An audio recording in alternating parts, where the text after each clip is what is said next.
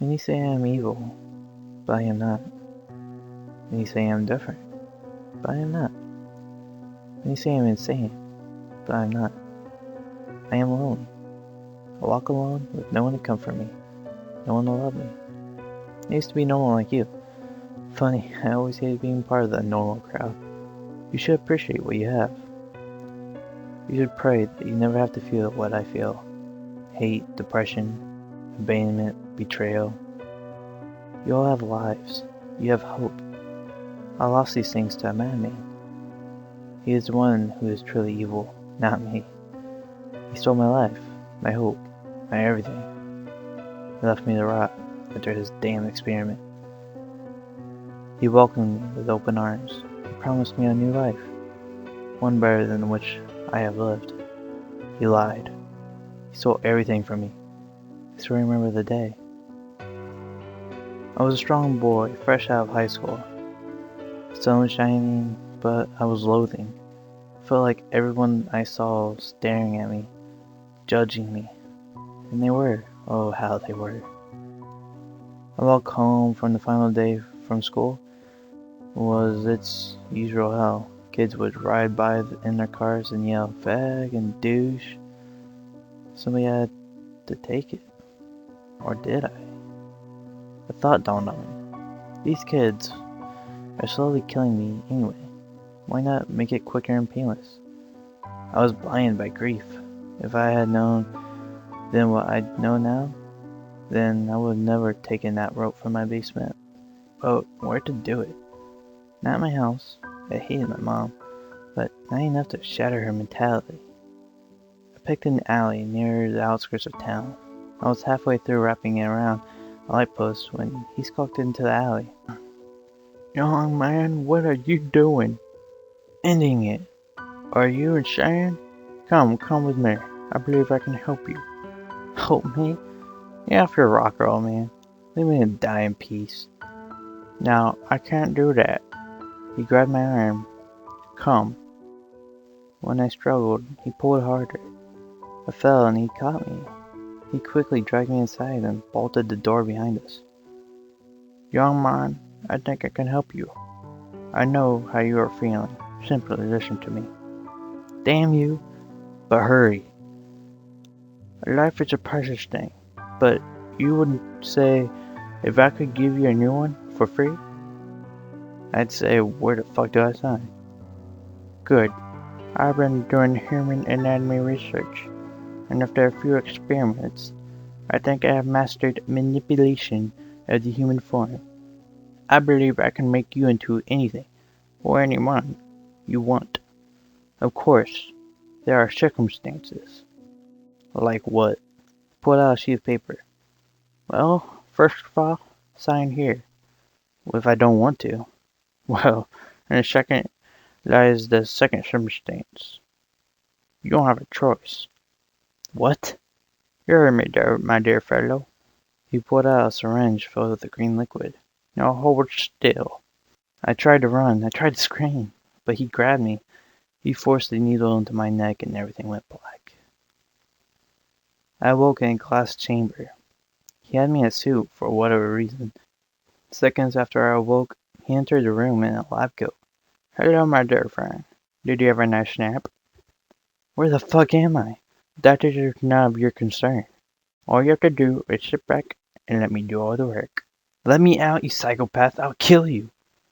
I'm afraid not, my child. You are going to sit there while I make history. History? Yes, when I successfully perform a full body transformation on you. You can't. Oh, but I can.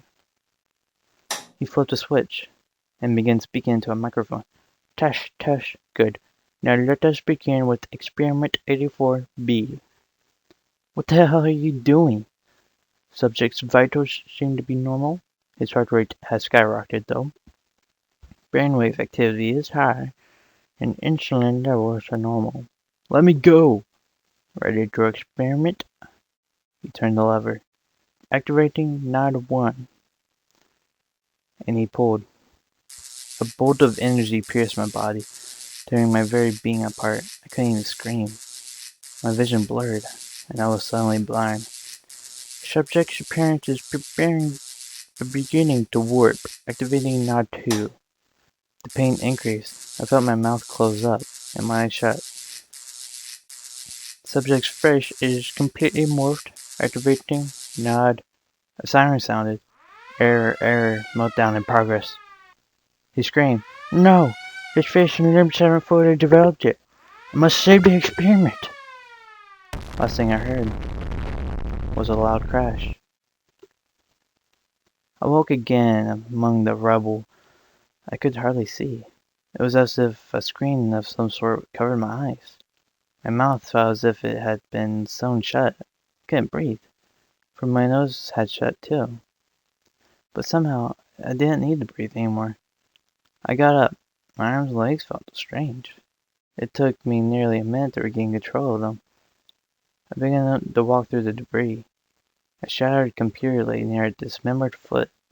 A trail of blood led into a hallway, and then a door. I could hear muffled grunts behind it. I opened the door and saw a policeman heave some fallen concrete slabs away from another door. He turned and saw me. He then screamed and ran. I tried to yell for him to stop, but I couldn't speak, so I chased him. As I began to run, I felt my legs shifting, as if they were growing while I moved. I soon caught up to him, and when I reached to grab his shoulder, a tendril shot from my arm and impaled his chest. He cursed and fell. What the fuck just happened, I thought. I looked over his dying body. There was a gaping hole in his chest. I couldn't do nothing to save him.